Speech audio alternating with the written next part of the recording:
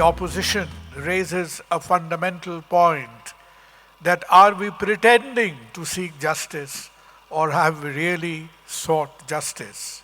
And it is at that particular juncture this evening that the junior doctors come into the focus, and let us see, speaking as an embodiment of that protest that shook our society, that brought thousands and thousands out on the road, is Rikonda Bagchi from AIIMS Kolani. Rikonda, floor is yours. Okay. So good evening, ladies and gentlemen. Thanks to the moderator and chair for such a warm introduction. I think I am very happy to see such a large audience hearing me out. And as the opposition said, that there's no question for the motion. We all believe that justice, which is often demanded, is very seldom delivered. They have a different way of and a perspective to put forward. I would like to see if after I put my argument forward, how much I can change this house towards my room. So I am here standing as a worried citizen of India, but a very proud junior doctor of the state Bengal. Although I feel honored to speak among this esteemed panel, I unfortunately have seen this motion play out in reality, which left me completely disillusioned. So I will speak for the motion that justice is often demanded but seldom delivered. From the time immemorial, this planet has seen Galileo cry for justice, but in spite of the demand, he was subjected to trial in 1633. After the requiem of Galileo, the world should have learned the lesson that we need to punish murderers and not ideas, and we should uphold the truth without any delay.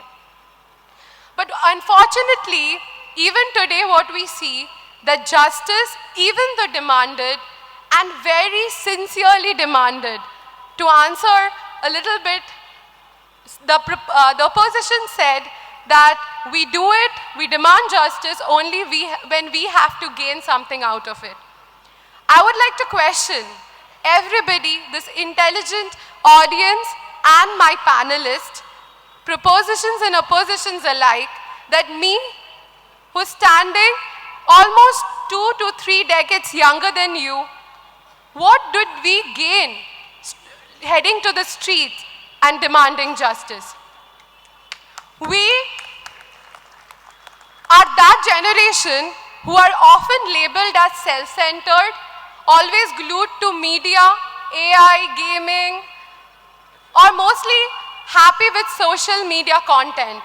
We are that generation with that label who went to the street, stayed on the street, went back to work, went back to our educational institutions, served thousands of patients, and came back to the streets to eat our dinner and stay up all night to just demand justice.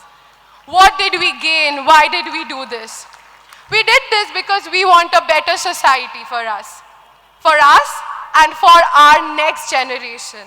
The womb, the motherland that we took birth in India, we did not inherit a very good environment or air to breathe in, unfortunately. What our elders couldn't cleanse, we are trying to change.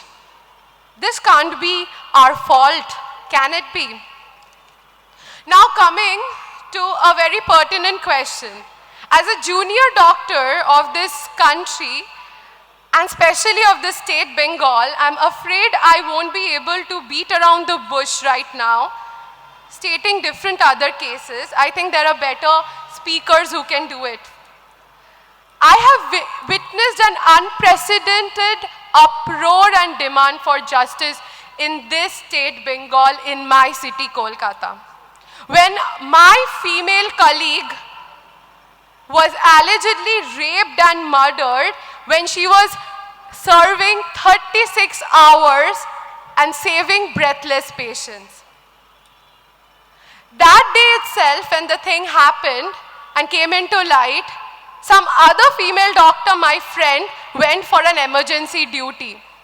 Without CCTV, without proper safety mechanism, and with the whole foul play in front. Why are we doing this? And with that conviction, we are asking for justice. We are demanding justice. If you ask me personally, what did we gain? And also another question that was put forward by Barkha Dutt madam, that what are they, like some doctors are still like continuing the process of demand and there's nobody. Then I would like to mention that yesterday and day before there has been public demonstration where not only doctors but non-medicos alike and people who are differently abled have been with us on the streets the whole night asking and demanding justice for no personal gain. And if you don't believe me, please switch on your smartphones, get the Facebook on, open Ashfaqulla Naiya's page, a doctor, a young doctor, RG Kaur, and check if how many differently able people have been living on the streets to just demand justice in this winter cold. I would like to say, why is this actually happening?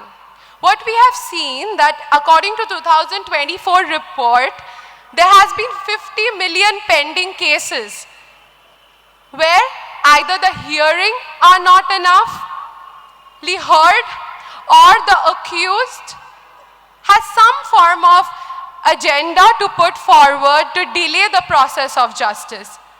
So here, this country without the judiciary system, bringing up new reforms to change the pathway of delivery of justice, be it AI, I would like to say that I am not the best person to advise, especially on a panel of such eminent people who can give advices to the judiciary, but I believe that AI, which is so much sought after nowadays, can be used to actually tackle cases which can be tackled easily, segregate cases which requires immediate attention or not, and the cases like rapes, murders, where punishment is very important to set an example, needs to be done on a fast track without vacations.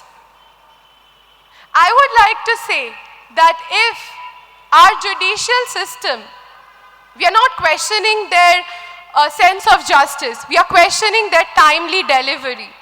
Like in anti-Sikh riots, we saw so many cases being filed in 1984 and some judicial resolution only happening in 2018. What do we do with that justice?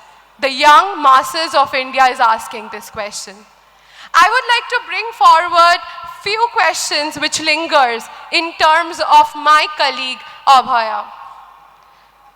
As shared on media, when Supreme Court proceedings were televised about our safety, about the things, the reports that are coming up, which was not the ground reality regarding CCTVs, regarding duty hours, regarding various other things.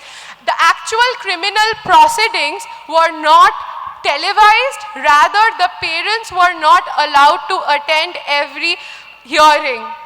Why was that done? That called for discrepancies. And if justice will be delivered after 5 long months of wait, or maybe more, we don't know, will that be a justice that with which we can actually live our life hence as young adults? When in an ER, I work in an ER, when in an ER after RG Kaur, several patient parties come and some good ones, some bad ones, some people they come at 3 o'clock in the night and they say, Arekta RG Kaur kore debo. As a young female doctor, I can't look in their eyes and say that apni jodi arekta RG Kaur kore den, tale amra RG Kaurer moto punishment apnake dite parbo, because our judicial system doesn't allow us the time delivery of it. Similarly, I would like to put forward the CSFL report and the post-mortem report stated death was due to effects of manual strangulation associated with smothering. As a clinician, and I think as an intelligent audience, you all know that it is not possible for a single man to do both. Even if we take it as the same, okay, one person has done it. There were multiple fingertip marks found around the mouth, which showed that there must be a change of hands. And then, what do we come to? Then she must have screamed, but the nursing station was 10 feet away. So I believe it is like very point blank truth. What we are doing with justice and the system of delivery is not adequate. I have used up all my time, so I will just end very, very quickly with a Shukanto Bhattacharya quote that Dridho Sotyer dite hobe khati dam, he স্বদেশ ফের এই কথা জানলাম, জানে না তো কেউ পৃথিবী উঠেছে কেঁদে, ধরেছে মিথ্যা সত্যের টুটি চেপে. We need to break that, we need to find justice and its delivery. Thank you so much.